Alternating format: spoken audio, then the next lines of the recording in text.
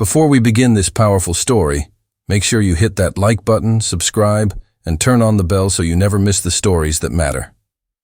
And don't forget to share this video, because stories like this need to be heard. The storm clouds hung low over the silent lake, a mirror of the tension about to explode on its peaceful shore. It should have been just another quiet evening for Jordan, the man who had worked tirelessly to protect the one thing that gave him peace, his lake cabin. But peace has a way of attracting storms, and tonight, that storm had a name: Marie. Marie wasn't just anyone. She was the daughter of a millionaire, a girl who had grown up in a world where every locked door swung open for her, where rules bent and people bowed. Her presence at the cabin's doorstep wasn't an accident, it was an invasion. And the way she demanded entry, as though Jordan's home were nothing more than an accessory for her weekend pleasure, struck like a knife through the silence of the lake. Jordan stood firm. He wasn't a man of many words, but every second of his life had taught him the value of boundaries, of saying no when the world expected him to yield. His refusal wasn't loud, but it was unshakable. Yet in Marie's entitled eyes, that single word, no, was the ultimate insult. The air between them crackled. You could feel it, like dry wood waiting for a spark. Marie's voice, sharp and furious, clashed against Jordan's calm resolve. She accused him of being cruel, of denying her and her guests what she believed they were owed. But beneath her rage was something far darker, a deep discomfort with being challenged by someone she thought would never stand against her. And there, in that standoff at the edge of the lake, a much larger battle was unfolding. This wasn't just about a locked cabin door. It was about power. It was about dignity. It was about what happens when someone who has always been told yes is finally forced to hear no. Jordan could feel the weight of history pressing on his shoulders, the echoes of countless moments where men like him were expected to bow their heads. But he would not here, not tonight. The guests behind Marie shifted uncomfortably, torn between her outrage and Jordan's quiet strength. The lake wind carried her voice, harsh and biting, across the still water, while Jordan's silence stood heavier than stone. And then came the question, a question that would determine everything that followed. Would Jordan's refusal remain a shield strong enough to protect his sanctuary? Or would Marie's fury ignite a chain of events that would shatter the peace of the lake forever? One locked door, two clashing worlds, and a storm about to break. Stay with me, because what happens next will leave you questioning where privilege ends and where true strength begins. The lake was Jordan's refuge. Every board of that weathered cabin carried the weight of his sweat and his hope. He had built it slowly, over years of saving, working shifts that stretched past midnight and putting away every dollar he could spare. The cabin wasn't luxury, not in the way most people imagined. No chandeliers, no polished marble floors. But for Jordan, it was everything. A sanctuary carved out of silence, surrounded by pines that whispered in the wind, and a lake that reflected the stars like shattered glass. This was where he came to breathe. Away from the city, away from the noise, away from the unspoken rules that always seemed to remind him of where society thought he belonged. Out here, by the water, Jordan belonged only to himself. He'd rise before dawn, the mist still curled low over the water, and cast his fishing line into the lake. Some mornings, he didn't care if he caught anything. It wasn't about the fish. It was about the peace, about watching the sun break free of the horizon and light the water in shades of fire. In those moments, Jordan wasn't thinking about the battles he had fought or the walls he had climbed. He was just a man with a cabin, a boat, and a dream. Neighbors who lived on the other side of the lake had grown used to seeing him. A few waved politely, though their eyes often lingered longer than necessary, as if questioning what a black man was doing owning a lakeside cabin at all. Jordan noticed, but he let it slide. He had learned long ago that suspicion could be survived, as long as you didn't let it sink its claws too deep into your soul. Still, every now and then, he could feel the sting of it. A store clerk double-checking his ID when he bought supplies. The old man at the gas station who once asked, "You renting that place, son?" As though the idea of ownership were impossible. Jordan never shouted back. He just smiled, nodded, and drove away. He wouldn't let their doubt define his joy, because here, In this cabin, he had built proof. Proof that his hard work could carve out space where dignity was not negotiable. But as much as the cabin gave him peace, it also stood as a silent challenge to others.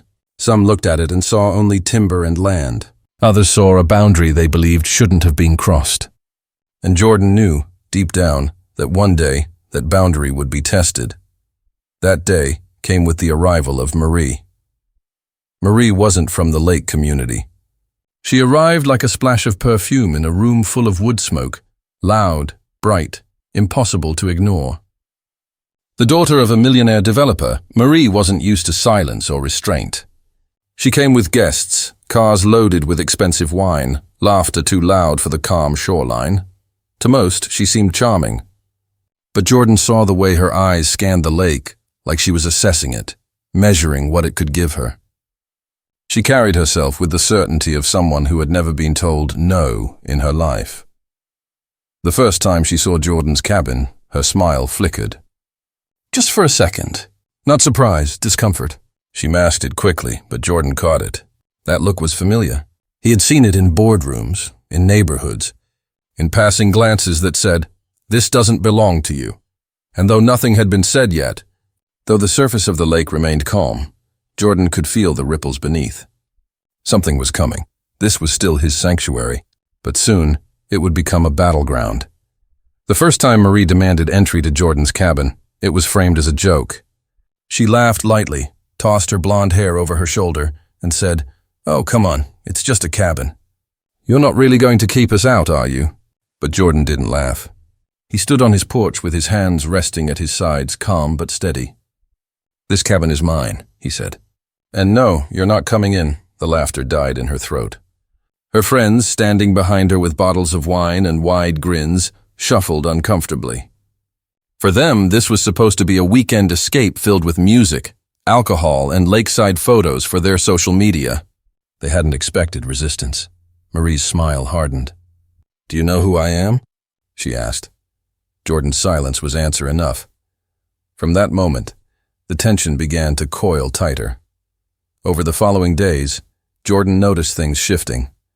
His quiet mornings were interrupted by Marie's parties on the opposite shore, music blasting, her laughter carrying over the water like a taunt. He could feel eyes on him, measuring, mocking. One afternoon, as he drove into town for supplies, he overheard whispers at the general store. "That girl Marie says he locked her out," one man muttered. Another chuckled. What did he expect? She's not going to let that slide. Not with her family's money. Jordan kept his head down. He had survived worse. But the words stung all the same. Marie's next move was less subtle. He returned from fishing one evening to find footprints across his porch, expensive heels sinking into the wood. A note was pinned to his cabin door with a knife. "You don't own this lake. Don't forget that." Jordan stared at the words for a long time. He knew better than to show fear, but unease crept into his chest. This wasn't just about entitlement anymore. It was about erasure, her refusal to acknowledge his right to exist here on equal ground.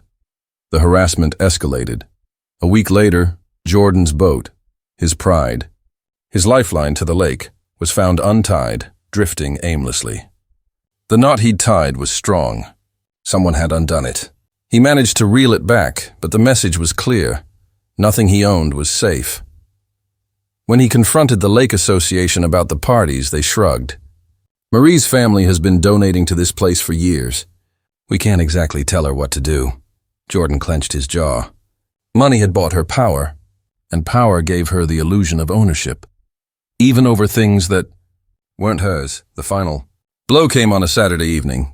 Jordan was walking back from the dock when he saw car headlights cutting across his cabin lawn. Laughter spilled out as Marie and her friends piled out with cameras in hand. "Let's take a tour," Marie shouted. Her friends cheered. Jordan stepped forward, blocking the porch steps. "Get off my property," she smirked. "Relax, we're just filming content. You'll be famous." He didn't move. The air grew thick. Her friends raised their phones, recording, catching every angle of the confrontation. Marie's voice cut sharp as glass. "You really think you're better than us? Guarding this little shack like it's a palace? People like you should be grateful for opportunities, not hoarding them." Her words struck harder than any knife. Not because they surprised him, but because they revealed the truth. She didn't see him as equal. She didn't see him as human. Jordan's silence was his shield, but his heart pounded. He wanted to shout, to push them off his land, but he knew how the cameras would spin it. His anger would be his undoing. So he stood there, unmovable, while Marie sneered. "Fine, keep your little cabin, but don't think this is over. Everyone around here will know who you really are." The headlights vanished. The night swallowed the sound of their laughter, but the damage was done. The next morning, the fallout began. At the diner in town, conversations paused when Jordan entered. Phones buzzed. Social media posts from Marie's account painted him as violent, hostile, dangerous, a man who wouldn't let a young woman and her friends enjoy the lake. The comments burned. "Entitled, absolutely. How dare he talk to her like that? Why is he even out there in the first place?" The whispers turned to stares. The stares to muttered slurs. Jordan sat at his table, hands tight around his coffee cup, and wondered how quickly peace had crumbled. He returned to the cabin, but it no longer felt safe. Every crack of a twig outside made his shoulders tense. Every shadow across the water felt like a warning. Still, he refused to run. This cabin was his sanctuary, his proof. But deep down, Jordan knew. Marie wouldn't stop until she broke him, and when her father arrived at the lake, bringing with him the full weight of money, lawyers, and influence, the storm finally broke. Would Jordan hold his ground? Or would Marie's world of privilege crush the only place he truly belonged? The lake, once his refuge, had become the stage for a war far larger than he ever imagined, and the battle was only just beginning. The storm finally broke on a Saturday evening. The air was heavy, the lake restless, the pines whispering warnings that Jordan could almost feel in his bones. He knew something was coming, the way you sense lightning before it strikes, and then headlights flooded his cabin lawn. Not just one car this time, 3, doors slammed. Voices spilled into the night. At the front of the pack was Marie, smug as ever, but tonight she wasn't alone. Beside her stood a man in an immaculate suit, his posture straight, his eyes sharp and cold. Her father, Richard Whitmore, the millionaire developer who owned half the town and controlled the other half with money.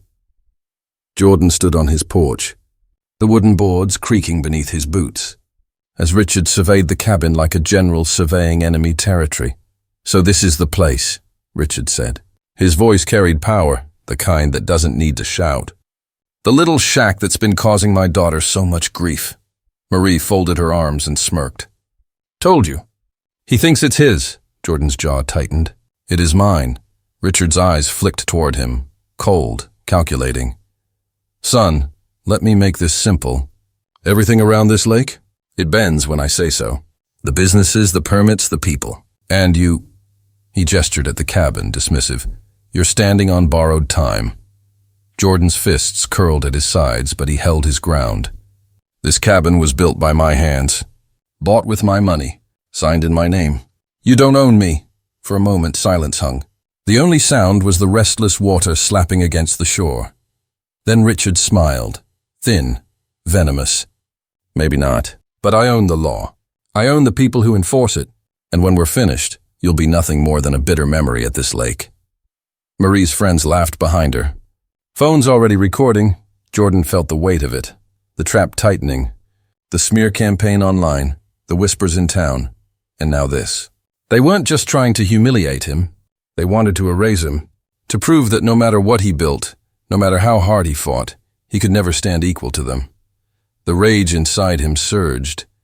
For years he had stayed silent, swallowing insults, ignoring whispers, pretending suspicion didn't burn holes in his skin.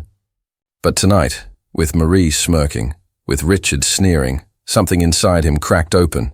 He stepped forward, his voice ringing out across the lake. "You think money makes you untouchable. You think power gives you the right to take what isn't yours, but you can't erase me. Not here, not ever. This cabin is my proof. My blood is in these walls. My soul is in this ground. You can lie about me. You can threaten me, but you will not take this from me." The night shook with his words. The cameras caught every syllable. Marie's smirk faltered. Her father's smile vanished. For the first time, Jordan saw doubt flicker in their eyes, but Richard wasn't finished. He stepped closer, his voice low, venom curling in every syllable.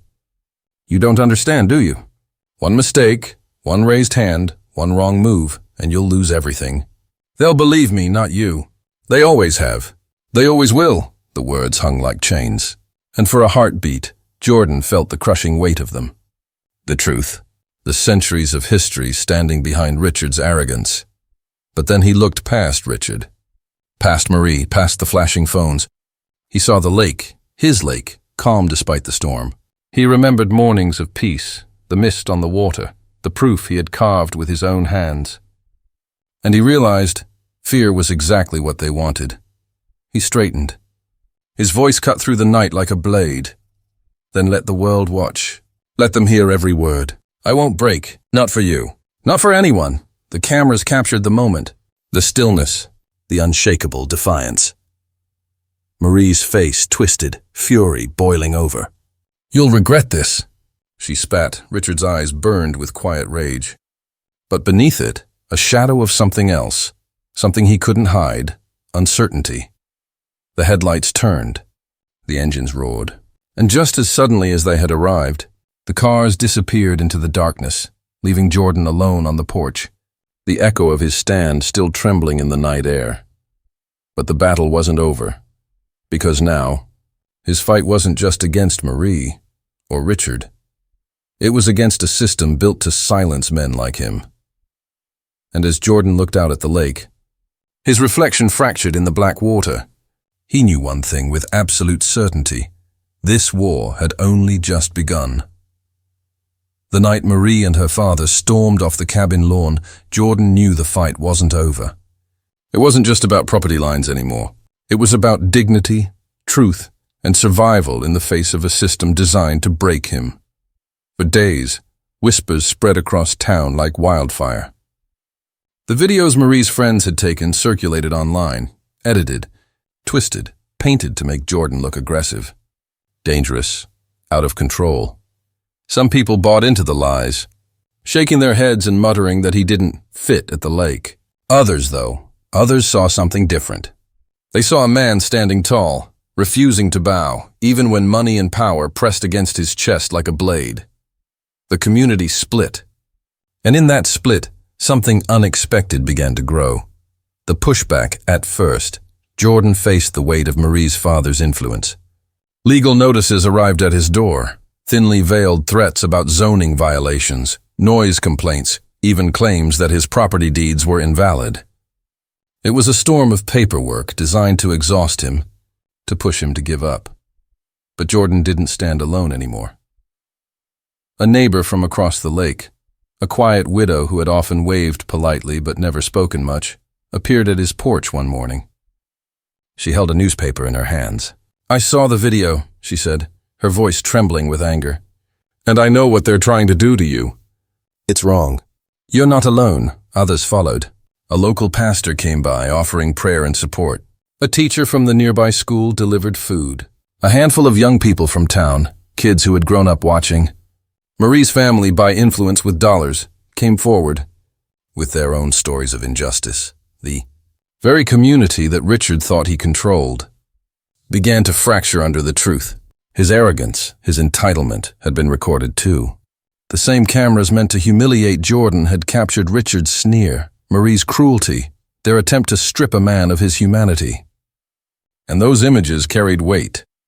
It all came to a head when Richard, unwilling to back down, tried to drag Jordan into court. His lawyers claimed Jordan had trespassed on land that didn't belong to him. They presented doctored documents, false testimony, and influence built on years of corruption. But this time, Jordan fought back. With the help of volunteers, neighbors, and an attorney who took up his case pro bono, the truth came forward. His deed was proven legitimate, his rights undeniable, and when the recordings of that night were played, unedited, raw, undeniable, the courtroom fell silent. Marie's voice echoed off the walls, her words dripping with venom. "People like you should be grateful." "Not hoarding," the jury shifted uncomfortably. The judge's eyes narrowed. For the first time, the shield of money and privilege began to crack. And in that moment, Jordan didn't just win a case. He won something far greater, recognition, proof that his voice mattered. That courage could pierce even the thickest walls of prejudice.